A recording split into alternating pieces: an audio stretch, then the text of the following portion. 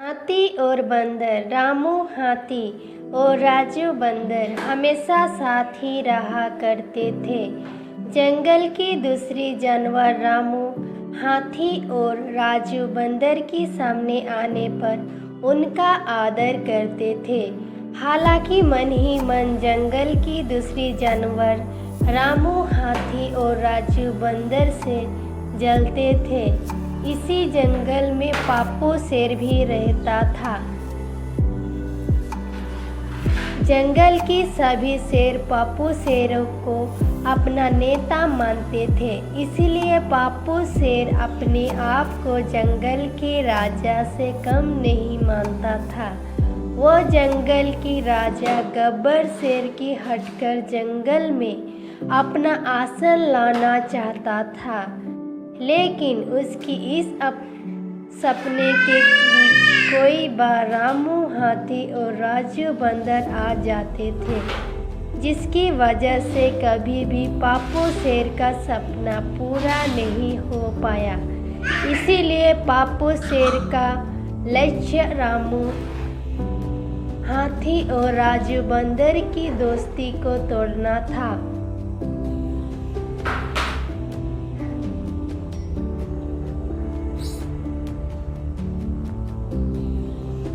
पापू शेर ने पूरे जंगल में खुफिया तीर पर यह खबर फैला दी कि जो भी जानवर रामू और राजू की दोस्ती को तोड़ देगा, उसे पापू शेर जंगल का महामंत्री बनाएगा। लेकिन कोई भी जानवर रामू हाथी और राजू बंदर की दोस्ती को तोड़ने में सफल नहीं हो पा रही थी। जंगल में आए दिन कोई न कोई षड्यंत्र जरूर होता रहता था, लेकिन रामू हाथी और राजू बंदर की दोस्ती में कभी भी कोई दरार नहीं आई। जब जंगल में ये सब हो रहा था, तभी एक नया जानवर उस जंगल में रहने के लिए आया। यह जानवर एक छोटी सी गिलहरी थी।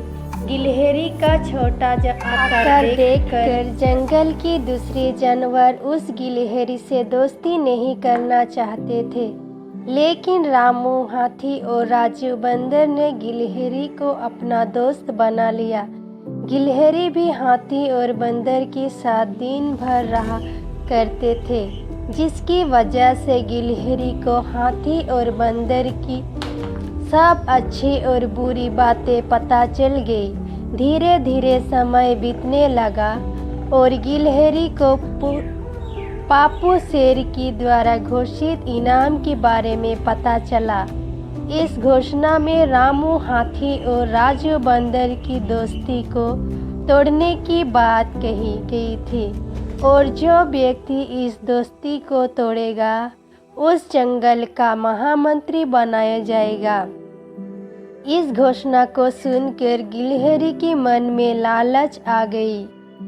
गिलहरी ने राजू बंदर को झूठ बता के रामू हाथी ने एक बार मेरे से कहा था कि राजू बंदर की इस जंगल में कोई हैसियत नहीं है, लेकिन मेरी ताकत के कारण इस जंगल के दूसरे जानवर उसकी इज्जत करते हैं। यह सुनकर राजू बंदर आग बबूला हो गया।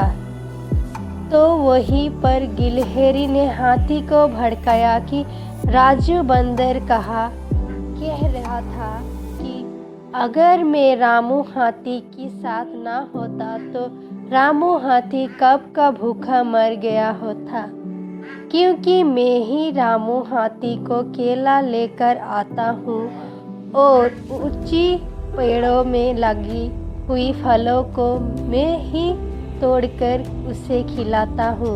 यह सुनकर रामू हाथी भी गुस्से से लाल हो गया। गिलहरी की ऐसे मन को चोट पहुँचने वाले बातें को सुनकर रामू हाथी और राजू बंदर दोनों की आत्मसम्मान को ठेस पहुँचा। और देखते ही देखते रामू हाथी और राजू बंदर के बीच में दोस्ती टूट गई और दोनों एक दूसरे को देखने भी पसंद नहीं करते थे। आखिरकार पापू शेर यही चाहता था कि रामू हाथी और राजू बंदर दोनों की दोस्ती टूट जाए।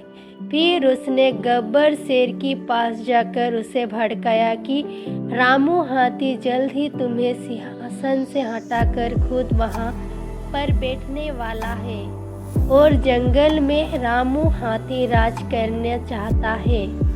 जब गब्बर शेर ने ये खबर सुनी तो उसने रामू हाथी को जंगल से बाहर निकाल जाने का आदेश दिया और षड्यंत्र करके रामू हाथी का शिकार के माध्यम से पकड़ा दिया और उसी दूर चिड़ियाघर भेज दी की व्यवस्था कर दी। अब पापू शेर को रोकने वाला दूर दूर तक कोई नहीं था। इसीलिए एक दिन पापू शेर ने अपने सभी पाठ को सुनने के लिए चैनल को सब्सक्राइब कीजिए।